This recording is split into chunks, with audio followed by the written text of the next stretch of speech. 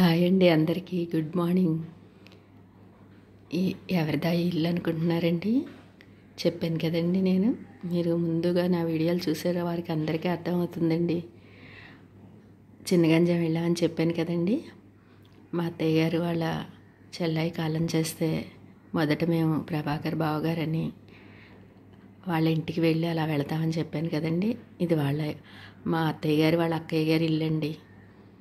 ఆవిడ ఉన్నప్పుడు ఎలా మెయింటైన్ చేసేవారో వాళ్ళ కోడలు కానీ అలాగే ఉంచారండి ఆ ఇంటిని. ఈ ఇల్లు కట్టి 60 సంవత్సరాలు అయిందంటండి. అయినా కూడా ఎంత చక్కగా ఉంచారోనండి. చూడండి ఎంత బాగుంటుందోనండి ఇల్లు. ఆ బాబు కూడా వాళ్ళ మనవడండి. సేమ్ మా అత్తయ్య గారు వాళ్ళ అక్కయ్య ఈ బాబులాగే ఉంటారండి. ఆవిడ ఉన్నప్పుడు అయితే మా మా ఆడపడుచులు ఇద్దరు కానీ, మా వారు కానీ, మా మరిది కానీ ఎప్పుడు సెలవులు ఇచ్చిన వాళ్ళ పెద్దమ్మ ఇంటికే వెళ్ళిపోయేవారంటండి. ఇప్పుడు నేను ఎన్నో సంవత్సరాల తర్వాత వెళ్ళడం జరిగింది వాళ్ళ ఇంటికి. అందుకని వాళ్ళ కోడలైతే నన్ను అస్సలు ఇంకా ఎంత ప్రేమాప్యాయతలు కురిపించారో చెప్పలేనండి. వాళ్ళ కోడలు కూడా అలాగే సుభాషిణి. ఇంకా ఉదయాన్నే లెగిసి చక్కగా మేము మళ్ళీ టిఫిన్ చేయకుండా వెళతామని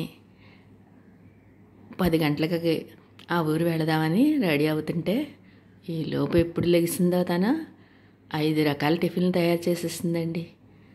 నేనేదో అతిశయంగా చెప్తున్నాను అనుకోవద్దు. వాళ్ళ ప్రేమ ఆప్యాయతలు చూస్తే నాకు నిజంగా మతిపోయింది. ఇన్నాళ్ళ తర్వాత వచ్చావమ్మాయి, అలా అంటావేంటి అని చెప్పి ఉక్కిరి బిక్కిరి చేసేసారు మర్యాదలతోటండి. ఇదిగండి మా అత్తగారు వాళ్ళ అక్కయ్య వాళ్ళ రూమ్ చూస్తే, మా బావగారు ఆయన రూమ్ చూస్తే ఆశ్చర్యపోతామండి. ఎన్ని ఫొటోస్ ఉంటాయో. వాళ్ళ అమ్మా నాన్న ఫోటో, వాళ్ళ తాతయ్యది, అలాగే అందరి ఫోటోలు ఎంతో ఇదిగా మెయింటైన్ చేస్తారండి. ఆ గదిలో ఉన్న ఫోటోలు చూస్తే మతిపోయింది. ఇదిగండి మా అత్తయ్య గారి వాళ్ళ అక్కయ్య అలాగే ఆవిడికి 3 అమ్మాయిలు 2 అబ్బాయిలు. వాళ్ళందరి ఫోటోలు ఆయన చక్కగా వాళ్ళ బెడ్రూమ్లో ఎంత బాగా పెట్టుకున్నారనండి.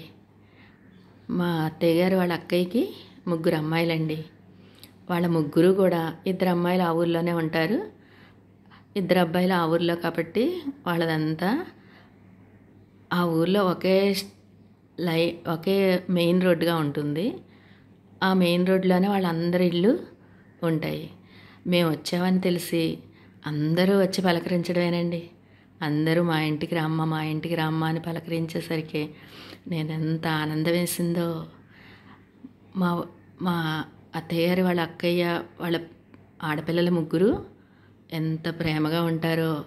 మా వదినతో కానీ మా వారితో కానీ చాలా ప్రేమగా ఉంటారండి.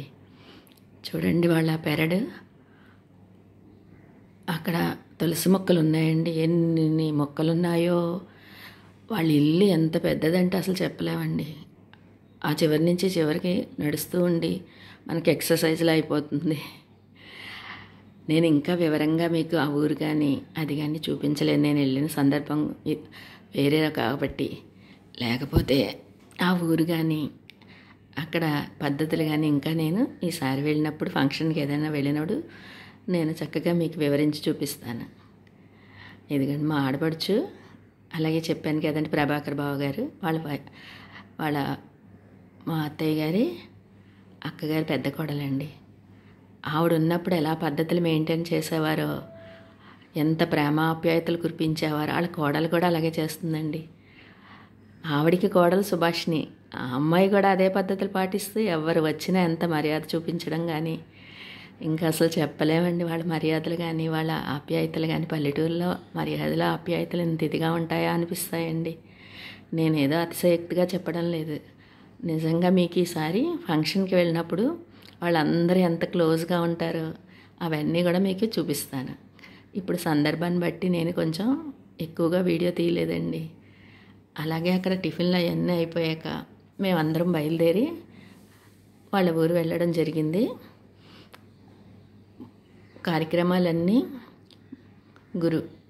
బుధవారం, గురువారం, శుక్రవారం వచ్చింది. శుక్రవారం ఉండకూడదు కదా అని చెప్పి మేము బుధవారం, గురువారం చూసుకుని మళ్ళీ గురువారం ఉదయం అక్కడికి వెళ్ళి ఆ కార్యక్రమాలు చూసుకుని మళ్ళీ మధ్యాహ్నం ట్రైన్ ఎక్కి మళ్ళీ ఇంటికి వచ్చాం.